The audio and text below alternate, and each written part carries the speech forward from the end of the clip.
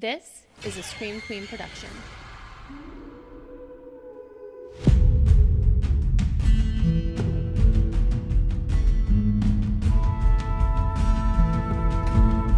I'm Jenn Carpenter, and this is So Dead Podcast.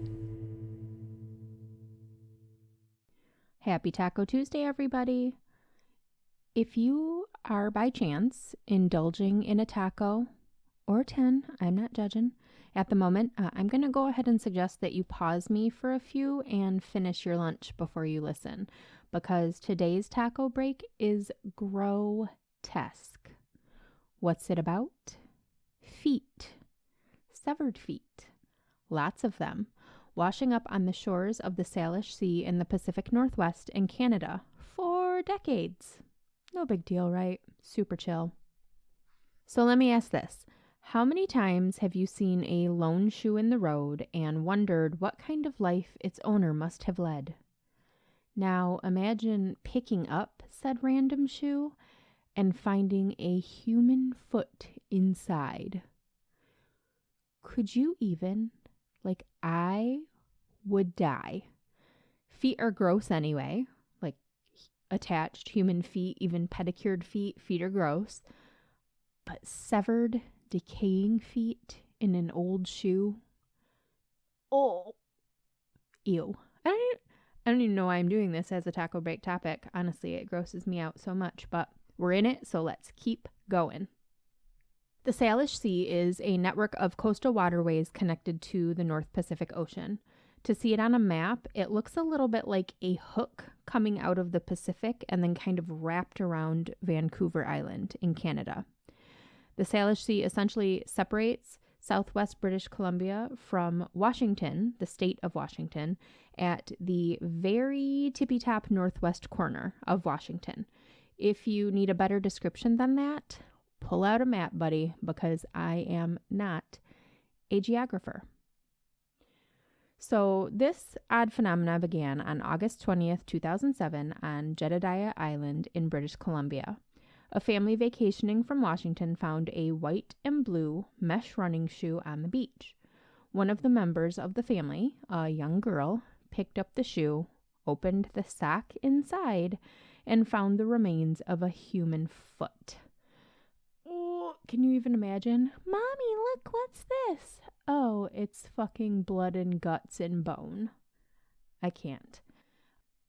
It was determined that the shoe was a size 12 Adidas campus shoe that was produced in 2003 and primarily distributed in India, and it was a man's right foot inside.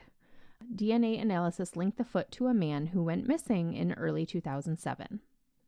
The second severed foot was found 6 days later and 55 miles away on August 26, 2007, by a couple on Gabriola Island, which is also in British Columbia. Once again, it was a white, size 12 men's sneaker, but it was another right foot, so it wasn't the matching foot to the one they'd found just a few days before. It was a totally different person's foot, and it was a Reebok, not an Adidas, so yeah, it belonged to someone else. This shoe was produced in 2003 and primarily distributed in North America. DNA linked this foot to a man who went missing in 2006. Could you even imagine that? You're at the police station, you get a phone call. Hey, we found a foot on a beach, dude. Gross. Disgusting. That sucks. And then 6 days later, another call from a beach nearby. Hey, we found a foot on a beach. So you're obviously automatically thinking oh, there's the other foot. And then you get there and it's not the other foot. It's someone else's foot. That would be... No, this is why I don't do police work. I can't handle that kind of drama in my life. Let's be real. There are about a million reasons I don't do police work, and that is probably very low on the list, but I digress. So the third right foot in a shoe was found 5 months later and less than 9 miles away on February 2nd, 2008 on the shores of Valdez Island, once again in British Columbia. The shoe was a white and blue Nike running shoe, size 11, sold in Canada and the U.S. between February 1st, 2003 and June 30th, 2003. This foot, they identified quickly. It belonged to a 21-year-old man that had disappeared from Surrey, British Columbia in 2004. So there's a pattern here, right? 3 men's right feet found on the beaches of the same body of water in less than 6 months' time. All of them were white or white and blue running shoes.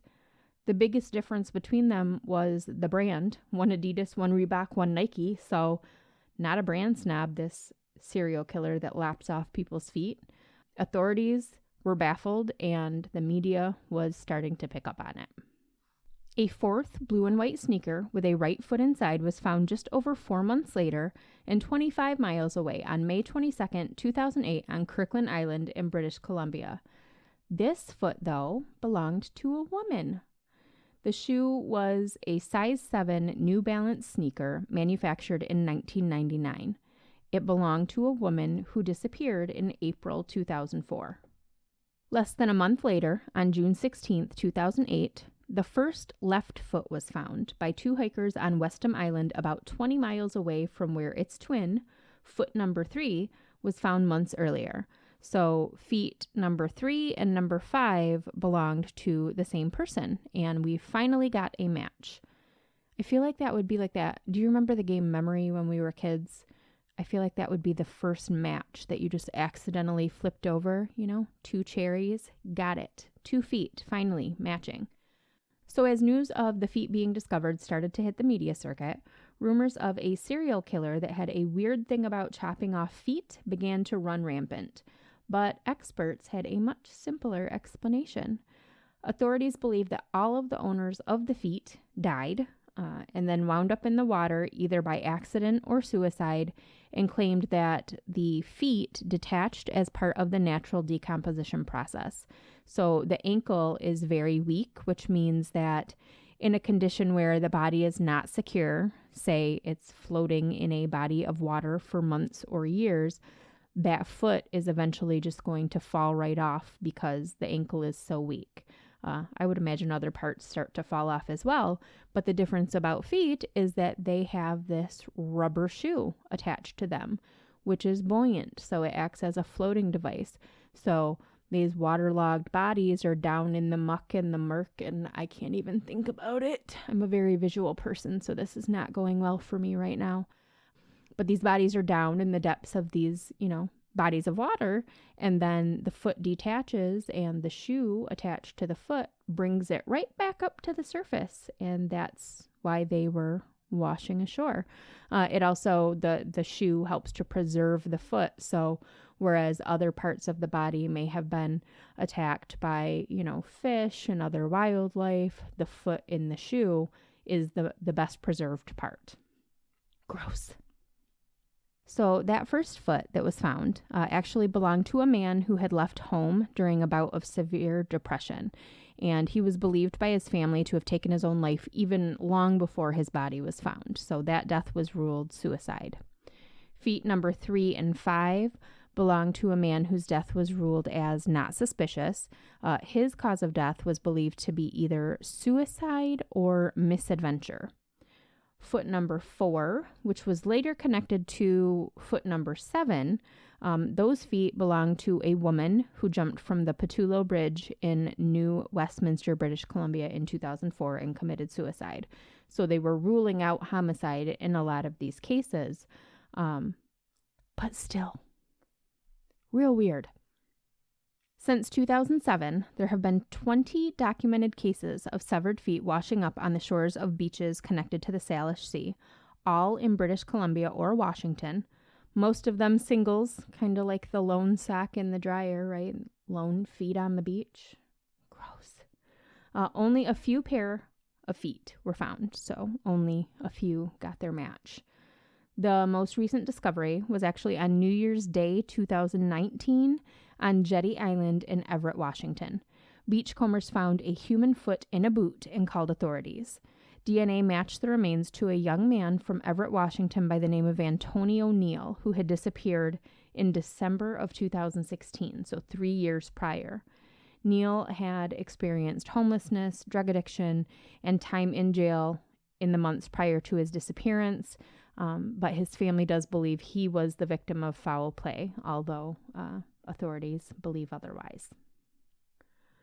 Most of the feet have been matched to an owner, although some of the remains are still unidentified. The feet belong to men, women, and even in some cases, children.